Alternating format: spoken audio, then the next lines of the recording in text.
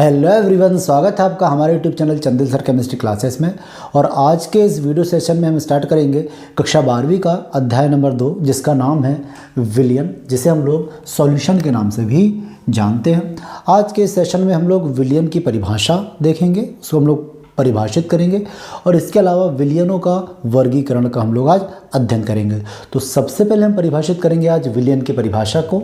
तो विलयन क्या होते हैं? दो या दो से अधिक पदार्थों के दो या दो से अधिक पदार्थों के कैसा मिश्रण? समांगी मिश्रण। मिश्रण कैसा होना चाहिए? समांगी मिश्रण। समांगी मिश्रण को हम लोग होमोजेनस मिक्सचर भी कहते हैं। Homogeneous mixture.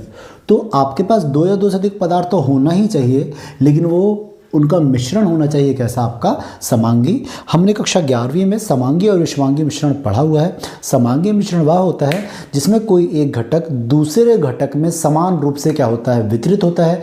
जैसे कि अगर मैं किसी पात्र में जल ले रहा हूँ और जल में मैंने बाहर से नमक के मॉलिक्यूल या नमक के अणु मैंने मिला दिए हैं, तो हम सभी जानते हैं कि जो नमक है, नमक जो है वह नमक जल में जो है समान रूप से क्या हो जाएगा? वितरित हो जाएगा। ऐसा बिल्कुल नहीं होगा कि नमक के मॉलिक्यूल केवल नीचे की तरफ हो, ऊपर की तरफ ना हो, ऐसा बिल्कुल नहीं होगा।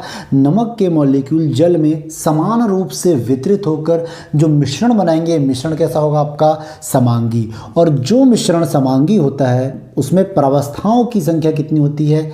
एक। जो समांगी मिश्रण होगा इसमें प्रावस्था कितनी होगी? एक।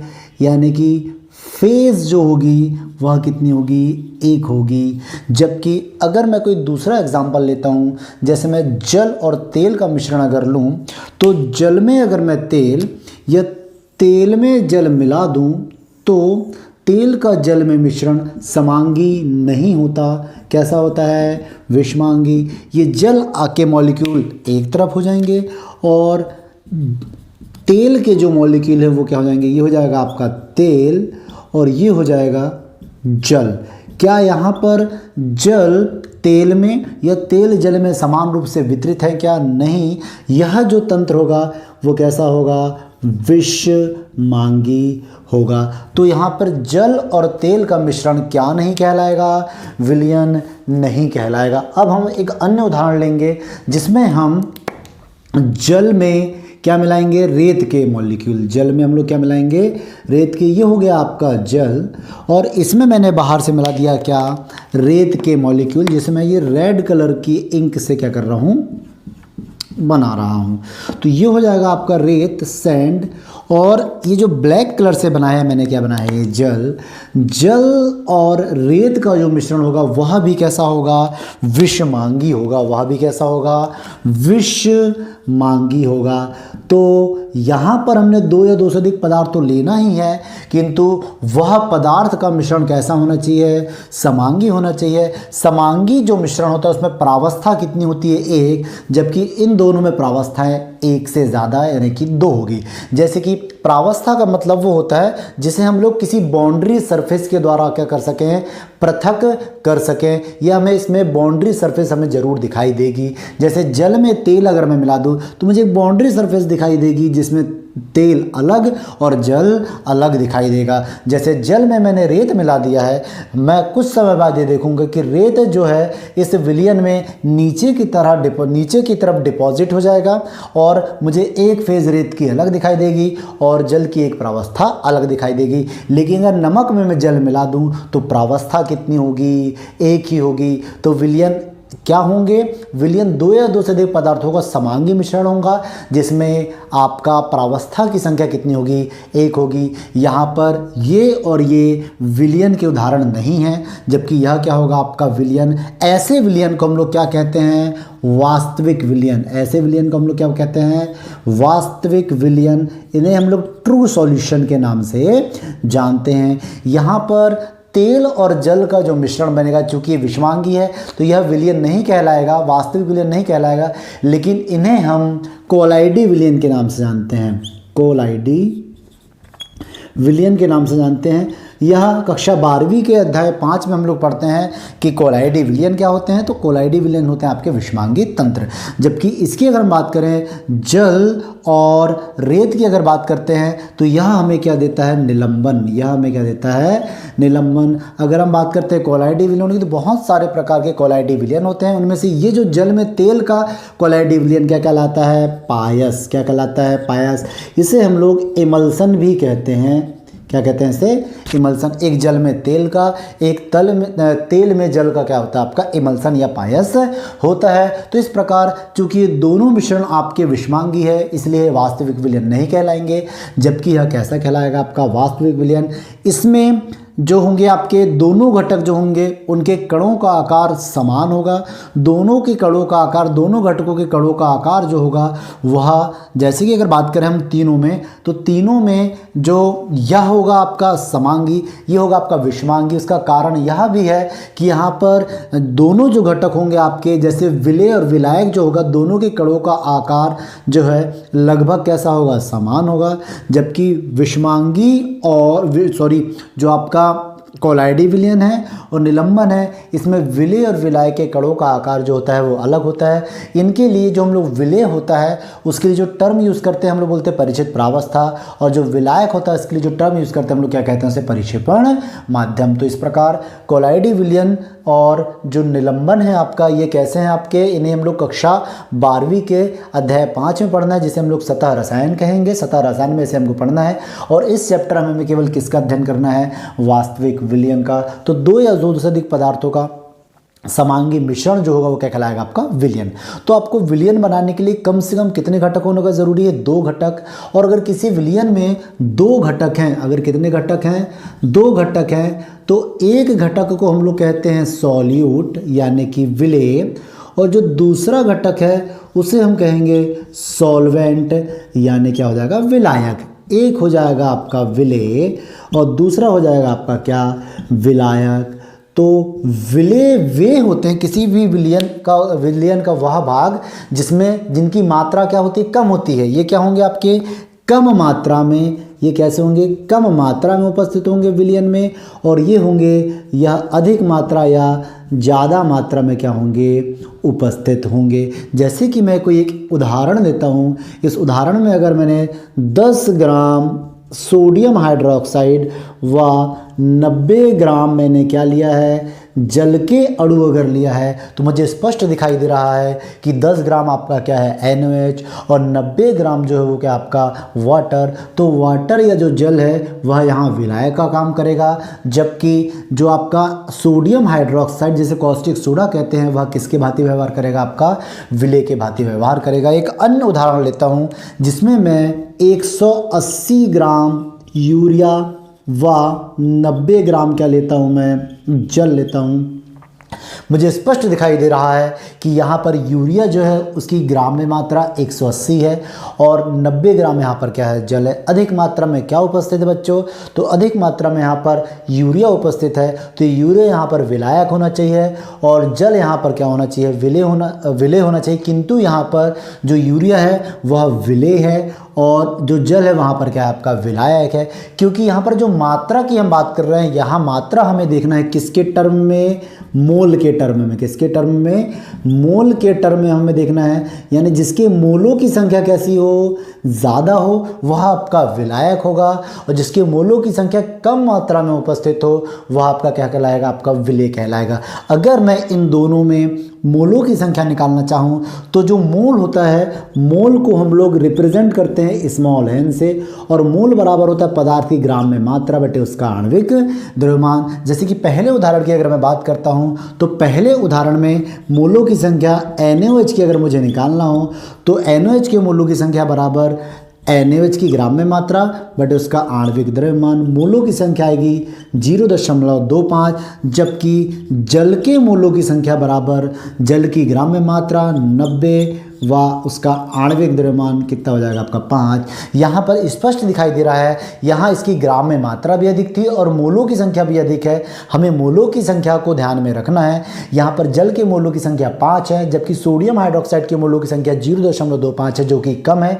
अर्थात NaOH यहाँ पर विलय होगा और जो वाटर होगा यहाँ पर वो कैसा होगा, विलायक होगा। हम दूसरा उदाहरण देखते हैं जिसमें मोलों की संख्या, मुझे यूरिया की अगर निकालना हो तो यूरिया की अगर हम बात करते हैं तो यूरिया की ग्राम में मात्रा कितनी दी गई है, 180, और इसका आणविक द्रव्यमान जो होता है कितना होता है, 60 होता है। ये कितने मोल होंगे हमारे पास, 3 मोल। जबकि जल की अगर हम बात करते हैं तो जल की यहाँ पे मात्रा कितनी है, 90 ग्राम, और इसका अणुभार जो होता है कितना होता है, 18। कितने मोल यहाँ पर, 5 मोल। भले ही यहाँ पर यूरिया की ग्राम में मात्रा ज़्यादा थी, किंतु यूरिया जो है इसके मोलों की संख्या यहाँ पर कम है, इसीलिए यूरिया यहाँ पर अधिक मात्रा में होने के बावजूद भी विलय के रूप में, जबकि जो जल है यहाँ पर किसके रूप में होगा, विलायक के रूप में होगा। तो इस प्रकार विलय की एक तो हमको डेफिनेशन समझ में आ चुकी है, जिनके मोलों की संख्या कम होगी वह विलय होगा, जिनके मोलों की संख्या अधिक होगी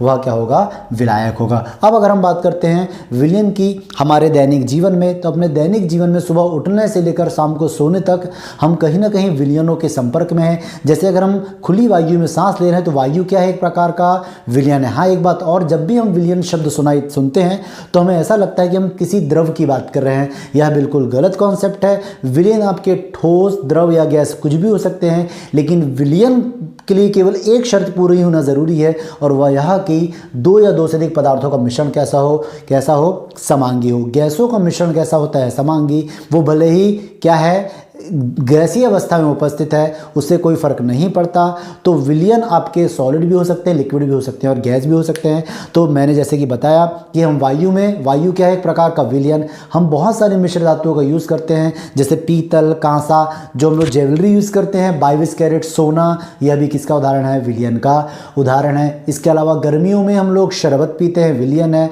टूथपेस्ट का यूज़ करते हैं सुबह सुबह, वह भी क्या आपका विलयन है। तो विलयन आपके ठोस, द्रव और गैस कुछ भी हो सकते हैं बच्चों। शर्त यह है कि मिश्रण कैसा होना चाहिए, समांगी होना चाहिए। इसके अलावा कुछ और की हम बात करते हैं उदाहरण की, तो हम लोग कॉपर सल्फेट की अगर बात करते हैं तो copper sulphate 5H2O hydrated copper sulphate, यह भी विलयन का उदाहरण है। यह ठोस विलयन का उदाहरण बनेगा।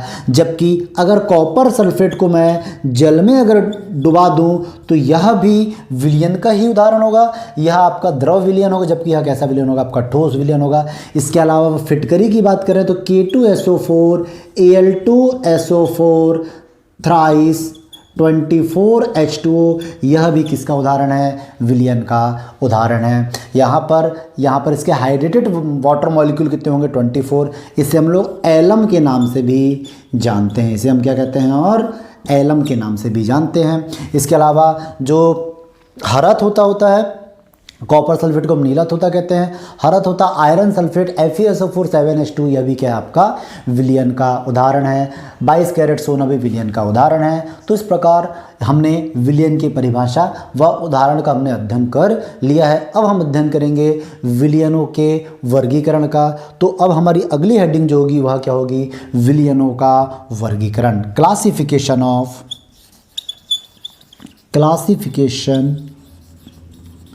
ऑफ सॉल्यूशन, विलयनों का वर्गीकरण। तो विलयनों के वर्गीकरण के लिए अलग अलग आधार हमारे पास हैं। तो पहला हम विलयनों का वर्गीकरण करेंगे किसके आधार पर, भौतिक अवस्था के आधार पर। भौतिक अवस्था के आधार पर विलयनों का वर्गीकरण करेंगे ऑन द बेसिस ऑफ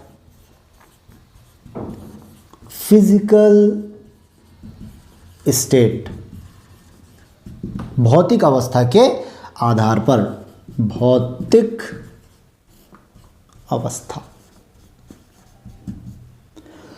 तो भौतिक अवस्था के आधार पर हम विलयनों को 3 भाग में वर्गीकृत करेंगे। पहला जो वर्गीकरण होगा वह होगा आपका द्विअंगी विलयन का प्रकार। पहला मैं देख लेता हूं, विलयन, विलेय, विलायक और उदाहरण। पहला देखेंगे हम लोग यहाँ पर द्विअंगी विलयन। द्विअंगी नाम ही से समझ में आ रहा है, द्विअंगी यानी इसमें कितने घटक होंगे, 2 घटक होंगे बच्चों। 2 घटक यहाँ पर होंगे तो एक होगा आपका विलेय और दूसरा जो होगा आपका क्या, विलायक। जैसे मैंने नमक और जल का मैंने मिश्रण ले लिया तो यहाँ पर यह द्विअंगी विलयन का उदाहरण होगा। यहाँ नमक जो होगा वो विलेय के रूप में काम करेगा और जो जल है वह किसके रूप में काम करेगा, विलायक के रूप में काम करेगा। तो यहाँ पर जब द्विअंगी, इसे बाइनरी सॉल्यूशन भी कहते हैं, तो द्विअंगी विलयन में विलेय 1 और विलायक 1। उदाहरण हो गया आपका जल व नमक का मिश्रण। बाहर से अगर मैंने क्या मिला दिया, बाहर से मैंने इसमें शर्करा या शक्कर मिला दिया तो अब कुल कितने घटक हो गए, 3 घटक हो गए। अब यह जो विलयन होगा वो क्या होगा, त्रिअंगी विलयन। क्या होगा यहाँ, त्रिअंगी विलयन। अब प्रॉब्लम ये है कि विलेय कितने और विलायक कितने। तो अब मैं आपको विलेय की एक अन्य परिभाषा बताऊंगा। जो विलेय होते हैं वह भौतिक अवस्था में परिवर्तन कर सकते हैं, भौतिक अवस्था में परिवर्तन करते हैं, जबकि जो विलायक होते हैं वह कभी भी भौतिक अवस्था में परिवर्तन नहीं करते, भौतिक अवस्था में परिवर्तन नहीं। अर्थात कि जो अगर आपका विलयन कैसा है, द्रव है, इसका मतलब विलायक भी कैसा होगा आपका, द्रव। या फिर अगर विलायक आपका गैस है तो विलयन भी आपका गैस, विलायक आपका ठोस है तो विलयन भी आपका कैसा होगा, ठोस। अगर विलायक आपका द्रव है तो विलयन भी कैसा होगा, आपका द्रव होगा। अर्थात विलयन का वही भौतिक गुणधर्म होगा जो भौतिक गुणधर्म किसका है, विलायक का है। तो हम ये देखेंगे कि यहाँ पर नमक और जल, हम जानते हैं जल द्रवावस्था में पाया जाता है। शर्करा और नमक, चूंकि नमक अपनी भौतिक अवस्था में परिवर्तन करके जल में घुलकर वो द्रव अवस्था में परिवर्तित हो गया। अर्थात यह भौतिक अवस्था में परिवर्तन सबसे पहले नमक ने किया, इसलिए नमक यहाँ पर विलेय था और जल यहाँ पर विलायक था। बाहर से मैं शर्करा मिला दूंगा, शर्करा भी जल में घुलकर द्रव विलयन ही हमें देने वाला है, इसलिए यहाँ पर शर्करा चूंकि अपनी भौतिक अवस्था में परिवर्तन कर रहा है, नमक भी भौतिक अवस्था में परिवर्तन कर रहा है, यानी विलेय कितने हो जाएंगे, 2, विलायक कितना हो जाएगा, 1। आप चाहें तो यहाँ पर जल प्लस नमक प्लस शर्करा, जल प्लस नमक प्लस शर्करा का हम उदाहरण यहाँ पर ले सकते हैं। एक अन्य विलयन का उदाहरण जो हो जाएगा आपका क्या, 4 अंगी। इसे हम लोग चतुरअंगी विलयन या क्वाटरनरी सॉल्यूशन भी कहते हैं। यहाँ पर विलेय कितने हो जाएंगे, 3, और विलायक तो हमेशा कितना रहेगा आपका, 1 ही रहेगा।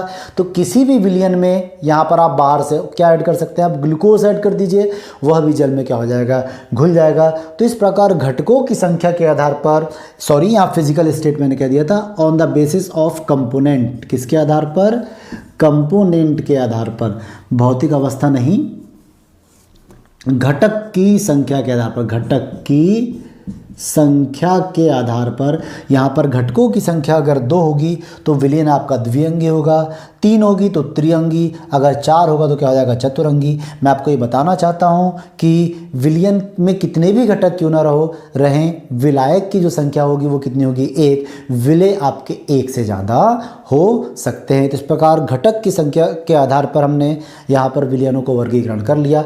अब हम देखेंगे विलायक की प्रकृति के आधार पर वर्गीकरण। तो दूसरा जो वर्गीकरण है वह किस आधार पर है, विलायक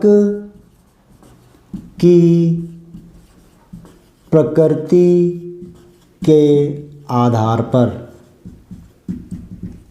तो विलायक की प्रकृति के आधार पर, on the basis of nature of solvent, हम 2 भागों में इसका वर्गीकरण कर सकते हैं।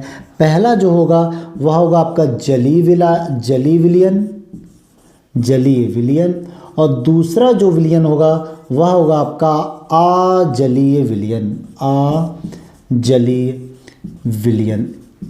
इसे हम लोग एक्वस सॉल्यूशन कहेंगे, जबकि इसे हम लोग क्या कहेंगे, नॉन एक्वस सॉल्यूशन। यदि किसी विलयन में एज अ सॉल्वेंट, विलायक के रूप में, यदि विलायक के रूप में क्या मौजूद हो, विलायक के रूप में अगर वाटर हो, जल हो, हम जानते हैं कि जल को हम लोग एक्वा या ऑक्सीडेंट भी कहते हैं, तो अगर एज अ सॉल्वेंट वहाँ पर वाटर हो तो ऐसा विलयन आपका जलीय विलयन कहलाएगा।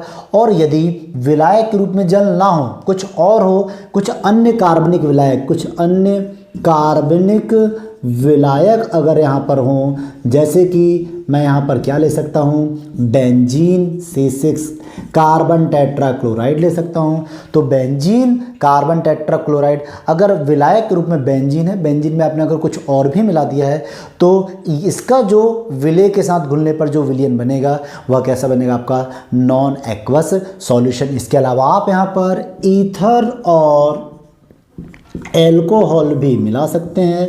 आप चाहे इथेनॉल ले सकते हैं, मीथेनॉल ले सकते हैं, आप ईथर ले सकते हैं। अगर विलायक के रूप में जल नहीं है, कुछ दूसरे कार्बनिक आपके विलायक के रूप में काम कर रहे हैं, तो ऐसा जो आपका विलयन होगा वह क्या कहलाएगा, आपका अजलीय या नॉन एक्वस सॉल्यूशन। तो इस प्रकार दो आधार पर हमने on the basis of component, number of component and on the basis of nature of solvent, हमने दो प्रकार से हमने वर्गीकरण कर लिया। अगला जो वर्गीकरण होगा वह होगा भौतिक अवस्था के आधार पर वर्गीकरण। तो मैं पहले इसको रब कर देता हूँ, आप अगर चाहें तो इसका स्क्रीनशॉट ले सकते हैं।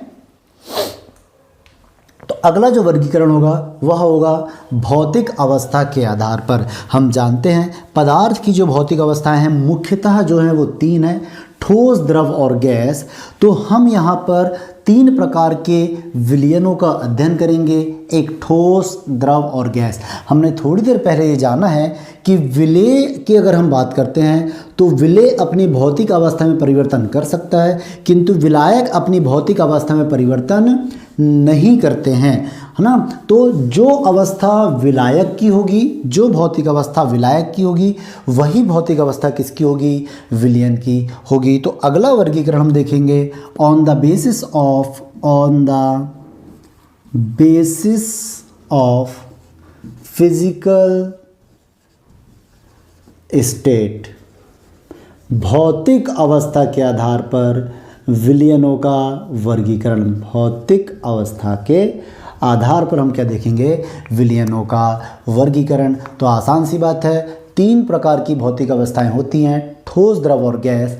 तो यहाँ पर हम तीन प्रकार के विलयनों का ही अध्ययन करेंगे। तो हम यहाँ पर एक टेबल बना लेते हैं। पहला जो होगा आपका हो जाएगा विलयन, दूसरे में हम देखेंगे विलय, फिर हो जाएगा आपका विलायक, और अंत में हम देखेंगे क्या, उदाहरण। तो सबसे पहले हम अध्ययन करेंगे गैसीय विलयन का। तो पहला जो विलयन है आपका कैसा है, गैसीय विलयन। फर्स्ट जो आपका है कैसा विलयन है, गैसीय विलयन। मैंने आपको पहले ही बता दिया है कि अगर विलयन गैसीय है तो ऑफ कोर्स विलायक कैसा रहा होगा आपका गैसीय अवस्था में, तो विलायक आपका गैस होगा। हाँ, विलय आपका गैस भी हो सकता है, सॉलिड भी हो सकता है और लिक्विड भी। तो यहाँ पर मैं गैस भी ले रहा हूँ, लिक्विड भी ले रहा हूँ, और क्या ले रहा हूँ मैं, आपका सॉलिड। तो यहाँ विलायक, चूँकि विलायक की भौतिक अवस्था गैस है, इसलिए जो विलयन होगा वह क्या होगा, आपका गैसीय विलयन होगा। तो सबसे पहला हम गैसीय विलयन का उदाहरण देखेंगे जिसमें आपका विलय भी गैस है, विलायक भी गैस है। तो ऑक्सीजन और नाइट्रोजन का मिश्रण समांगी मिश्रण होगा, यह गैस का गैस में विलयन है। वायु इसका बहुत अच्छा उदाहरण है, क्योंकि वायु गैसों का क्या होता है, मिश्रण ही होता है। इसमें जो सबसे ज़्यादा मात्रा में होगा वह विलायक हो जाएगा, बाकी बची हुई जो गैसें होगी वो विलय के रूप में काम करेंगी। अगला जो हम देखेंगे गैसीय विलयन, जिसमें विलय आपका द्रव अवस्था में है जबकि विलायक आपका किस अवस्था में है, गैसीय अवस्था में है। तो इसका सबसे अच्छा जो उदाहरण होगा वह होगा आपका वाष्प दाब का वायु में मिल जाना। किसका, वाष्प दाब का, वाष्प दाब का वायु में मिलना, वायु में मिश्रण। तो वाष्प दाब आसान सी बात है, वाष्प दाब तो वाष्प, जलवाष्प, वाष्प दाब नहीं, जलवाष्प का वायु में मिल जाना। तो जलवाष्प, जल आपका द्रवावस्था में रहेगा जो विलेय के रूप में काम करेगा, और विलायक के रूप में यहाँ पर आपका क्या है, वायु है। तो यहाँ पर इसका सबसे अच्छा उदाहरण जलवाष्प का वायु में मिश्रण। इसके अलावा क्लोरोफॉर्म जो है आपका CH3Cl3, ये एक निश्चितक के रूप में प्रयोग में लाया जाता है। इसका क्लोरोफॉर्म का नाइट्रोजन गैस में मिश्रण, किस में मिश्रण, नाइट्रोजन गैस में जो मिश्रण होगा वह भी किसका उदाहरण होगा, जिसमें विलेय आपका गैसीय विलयन का उदाहरण होगा। इसमें जो विलेय होगा वो क्लोरोफॉर्म है, जो द्रवावस्था में वेपर में कन्वर्ट होकर नाइट्रोजन गैस में क्या हो जाएगा, मिल जाएगा। अब हम देखेंगे गैसीय विलयन, जिसमें आपका विलेय जो होगा वो आपका कैसा होगा, ठोस होगा, और विलायक जो होगा आपका कैसा होगा, गैस होगा। तो धूल के कण का वायु में मिलना, धूल के कण का वायु में मिश्रण। हम जानते हैं कि जो डस्ट पार्टिकल जो होते हैं वह कैसे होते हैं, ठोस अवस्था में। ये वायु में अगर मिल जाएंगे तो वायु मिलकर ये हमें क्या प्रदान करने वाले हैं, हमें ये समांगी विलयन प्रदान करने वाले हैं। इसके अलावा ऊर्ध्वपातित होने वाले पदार्थ जैसे कि कपूर, जैसे कि क्या, कपूर, इसके अलावा अमोनियम क्लोराइड या नेफ्थेलिन, ये जितने भी ऊर्ध्वपातक जो होते हैं आपके, जिनका सब्लिमेशन या ऊर्ध्वपातन हो जाता है, ये सब्लिमेट होकर सारे सॉलिड वायु में मिल जाएंगे और हमें गैसीय विलयन क्या करेंगे, प्रदान करेंगे। अगला जो हमारा विलयन होगा वह होगा आपका द्रव विलयन। कैसा होगा वह आपका द्रव विलयन। और अगर विलयन द्रव है तो आसान सी बात है, विलायक भी आपका द्रव ही होगा। हाँ, आपका जो विलेय है वह गैस भी हो सकता है, वह लिक्विड भी हो सकता है, और वह क्या हो सकता है, आपका सॉलिड भी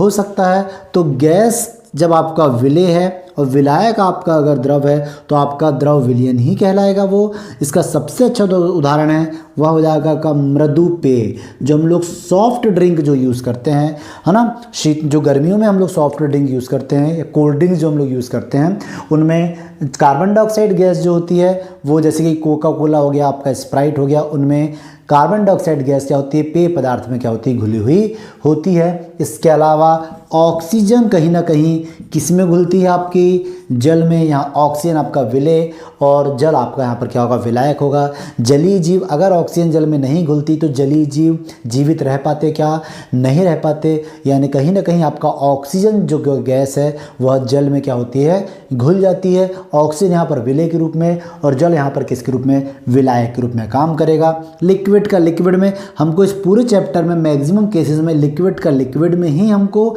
विलयन पढ़ना है। तो यहाँ पर मैं एक सिंपल सा एग्जांपल ले लेता हूँ। एथेनॉल का जल में जो मिश्रण होगा वह कैसा होगा, आपका द्रव विलयन का उदाहरण होगा। अगला हम लोग उदाहरण देखते हैं सॉलिड और लिक्विड। आपने NaCl को हमने जल में डिज़ोल्व किया था, है ना। दूसरी बात, हमने यूरिया को किस में डिज़ोल्व किया था, जल में। ये दोनों किसके उदाहरण हैं, द्रव विलयन के उदाहरण हैं। अंत में हम देखेंगे तीसरे प्रकार का विलयन जिसका नाम है ठोस विलयन। कौन सा बचा है केवल यहाँ पर, ठोस विलयन बचा हुआ है। और आसान सी बात है, अगर विलयन आपका ठोस है तो आपका विलेय तो सॉलिड भी हो सकता है, लिक्विड भी और गैस भी, किंतु विलायक जो होगा वह आपका क्या होगा, सॉलिड ही होगा। विलायक आपका क्या होगा, सॉलिड ही होगा। किंतु विलेय आपका गैस भी हो सकता है, लिक्विड भी हो सकता है, और इसके अलावा सॉलिड भी हो सकता है। तो यदि आपका विलेय गैस है और विलायक आपका अगर क्या है, ठोस है, तो इसका सबसे अच्छा उदाहरण है पैलेडियम धातु पर हाइड्रोजन का अधिशोषण, एडजॉर्प्शन प्रोसेस की हम यहाँ बात कर रहे हैं। अधिशोषण एक ऊष्मा छिपी प्रक्रम होता है, इससे हम लोगों को सतह रसायन में इसका अध्ययन करना है। तो पैलेडियम धातु आपका विलायक के रूप में होगा और इस पर हाइड्रोजन गैस ये आपका क्या हो जाएगा, विलेय के रूप में। अधिशोषण इसका सबसे अच्छा उदाहरण है। एक अन्य उदाहरण हम देखेंगे जिसमें आपका विलेय के रूप में क्या होगा, लिक्विड, और विलायक के रूप में क्या होगा, आपका सॉलिड होगा। तो मरकरी जो है आपका अमलगम, जैसे कि सोडियम अमलगम, इसका सबसे अच्छा उदाहरण है। जो मरकरी है वो आपका द्रव अवस्था में पाया जाएगा, जबकि आपका जो सोडियम है वो किस अवस्था में पाया जाएगा, आपका सॉलिड फॉर्म में पाया जाएगा। तो यहाँ पर सॉल्यूट के रूप में, विलेय के रूप में आपका मरकरी है और सोडियम यहाँ पर विलायक के रूप में काम कर रहा है। तो मरकरी आपका विलेय हो गया और सोडियम आपका क्या हो गया, विलायक हो गया। अंतिम उदाहरण देखेंगे हम लोग जिसमें सॉलिड आपका विलेय भी सॉलिड है और विलायक भी अगर आपका ठोस है। तो सभी मिश्र धातुएं इसका सबसे अच्छा उदाहरण है। सभी मिश्र धातुएं जितनी भी अलॉयज हैं, जैसे हम बात कर लेते हैं पीतल की, किसकी बात कर लेते हैं, पीतल की। तो पीतल जो है वह कॉपर और जिंक, है ना, कॉपर और जिंक यानी कि क्या हो जाएगा आपका, कॉपर, तांबा, जिंक और जस्ता, इन दोनों का समाज, जितनी भी मिश्र धातुएं हैं, जैसे कि स्टेनलेस स्टील, स्टील भी एक प्रकार का क्या है, विलयन का उदाहरण है, भले ही कौन सी अवस्था में है, ठोस अवस्था में। एक अन्य उदाहरण हम लोग देखते हैं, एक तो आपका पीतल हो जाएगा, एक हो जाएगा आपका 22 कैरेट सोना। एक क्या हो जाएगा आपका 22 कैरेट सोना। आप मुझे बताइए क्या 24 कैरेट सोना विलयन का उदाहरण होगा क्या? नहीं होगा, क्योंकि 24 कैरेट सोने ने शुद्ध रूप से वहाँ पर केवल और केवल क्या है, सोना ही है, गोल्ड ही है, यानी वो एक घटक होगा और विलयन के लिए कम से कम 2 घटक का होना क्या आवश्यक है। एक अन्य उदाहरण देखेंगे जिसमें आपका कांसा, है ना, कांसा जो होगा वो आपका कॉपर और टिन का क्या होगा, समांगी मिश्रण होगा। इसके जितने भी आपके एलॉय होंगे, जितने भी आपके मिश्र धातु होंगी, वह ठोस विलयन का उदाहरण है, जिसमें विलेय भी आपका क्या है, ठोस, और विलायक भी आपका क्या है, ठोस है। अब हम देखेंगे अगला वर्गीकरण किसके आधार पर, on the basis of concentration, सांद्रता के आधार पर हम विलयनों का वर्गीकरण करेंगे। तो next classification on the basis of concentration, और कंसंट्रेशन को हम लोग क्या कहते हैं, सांद्रता। सांद्रता के आधार पर विलयनों का जो वर्गीकरण है उसमें हम सबसे पहला अध्ययन करेंगे किसका, तनु विलयन का। तनु विलयन, इसे हम लोग डाइल्यूट सॉल्यूशन भी कहते हैं। कौन सा सॉल्यूशन कहते हैं, डाइल्यूट सॉल्यूशन कहते हैं। एक इम्पॉर्टेंट नोट यहाँ पर यह है कि जितने भी आपके तनु विलयन होते हैं सामान्यतः वह आदर्श विलयन के भांति एक्ट लाइक आ आइडियल सॉल्यूशन, आदर्श विलयन के भांति ये क्या करते हैं, व्यवहार करते हैं। तो तनु विलयन वो विलयन होता है जिसमें विलेय की जो मात्रा होती है वो बहुत ही क्या होती है, कम होती है। किसके कंपेयर में, विलायक के कंपेयर में। तो ऐसा विलयन जिसमें विलेय विलायक की तुलना में बहुत ही कम हो, वह आपका क्या हो जाएगा, तनु विलयन कहलाएगा। दूसरा विलयन हम देखेंगे सांद्र विलयन, इसे हम लोग कॉन्संट्रेट सॉल्यूशन भी कहते हैं।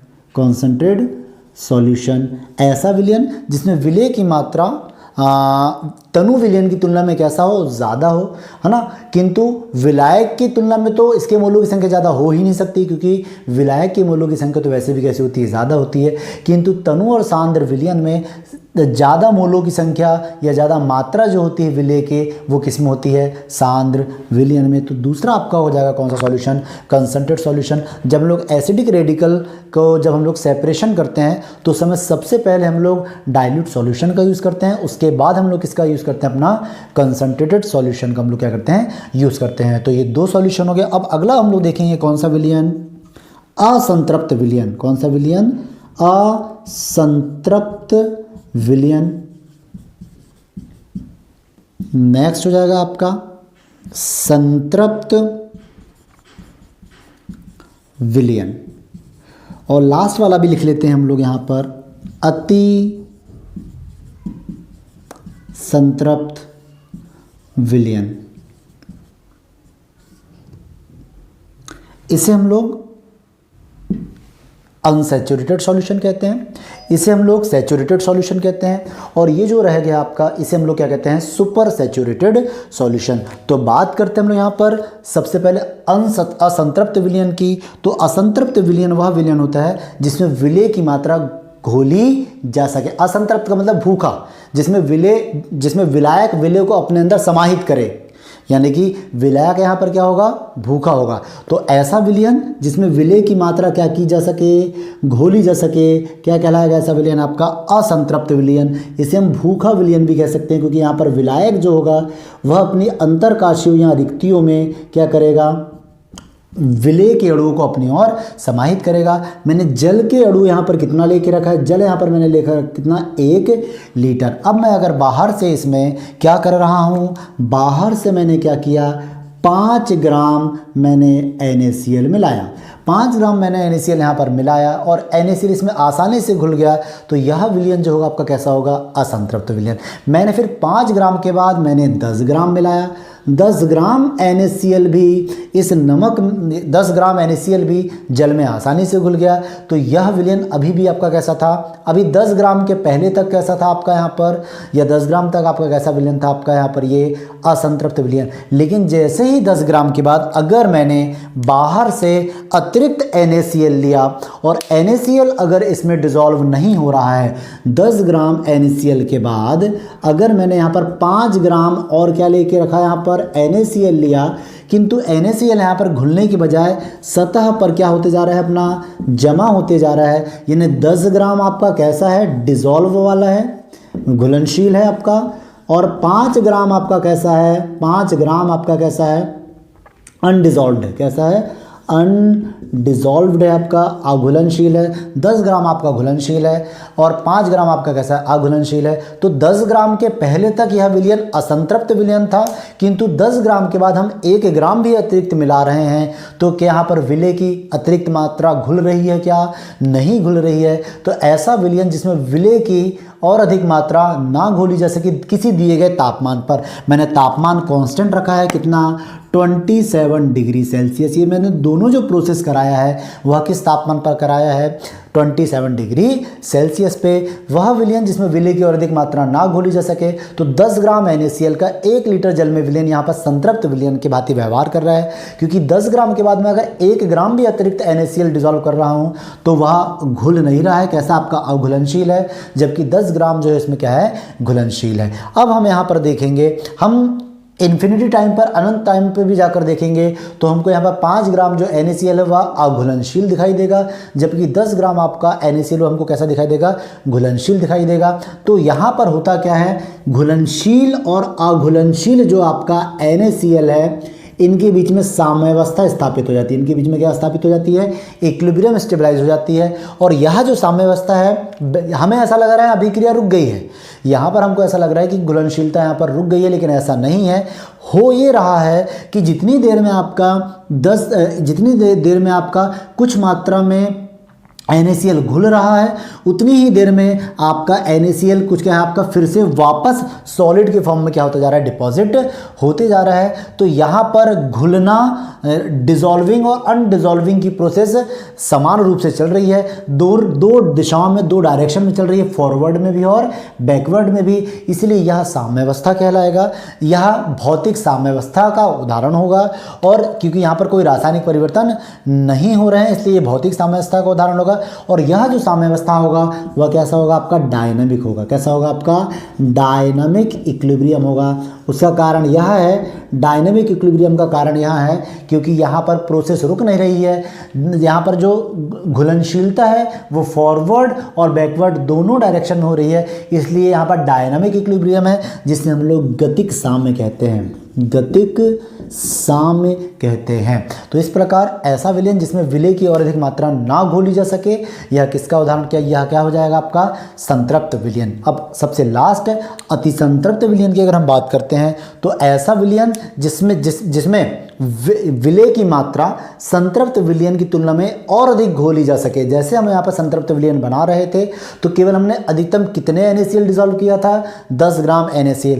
अगर मैं इसका तापमान बढ़ाऊं और तापमान बढ़ाकर 27 से कितना कर दूं, 60 डिग्री सेल्सियस, और उसके बाद धीरे धीरे फिर क्या करूं, मैं इसको ठंडा करूं, इसको अगर मैं क्या करूं, ठंडा करूं, तो सबसे पहली बात तो जब मैं इसको गर्म करूंगा तो यहाँ पर क्या होगा, जो आपका 5 ग्राम NaCl भी है वो भी इसमें क्या हो जाएगा, घुल जाएगा।